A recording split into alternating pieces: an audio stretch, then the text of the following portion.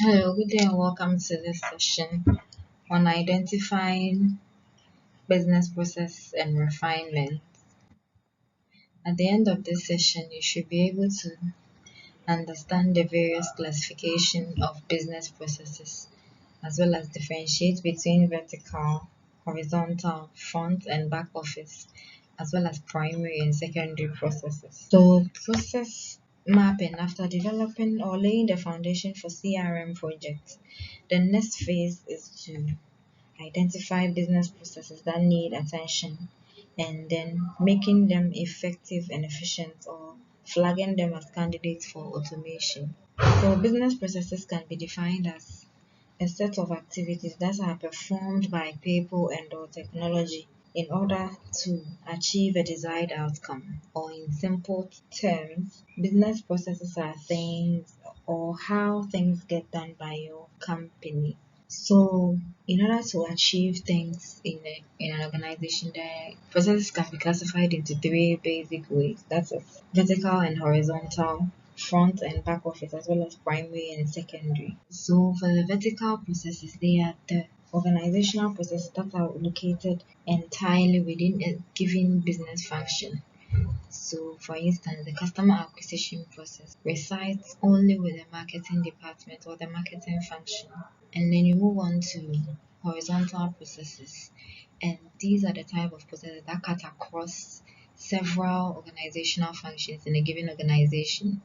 So, if you take new product development as an example, it cuts across sales, marketing, finance, and research and development functions because in the end the R&D would have to research on how the product development process will be achieved, and then finance will provide the funds to undertake the activity. It even includes procurement, who would have to acquire raw materials to convert the product to convert the raw materials into finished products, and in marketing, who would use advertising and other strategies to push the product to customers, as well as sales, who will help to ensure that revenue is reaped from the final product. Then we have front and back office processes. So the front office processes are those that the customers encounter. And an example is the complaint handling process. And then back office, which is also known as backstage processes, are the processes that are invisible to customers. And they include the procurement process. It should be noted that even though we have solely front office processes and solely back office processes, certain organizational processes cut across front and back offices. So an example is order fulfillment process. So the back office process involved in order fulfillment is the front desk who takes the office or the orders from customers, and then the putting together of the orders in the organization by the stores function, and then packaging on the factory floor, among others, are also back office processes which come together to execute the order fulfillment process. Then we move on to primary and secondary processes. Primary processes have major cost implications for business, given their impact on customer experience, or they have major revenue implications for the organization. So, for instance, the logistics process in courier organization, from picking up a package through the movement of the package to delivering the package.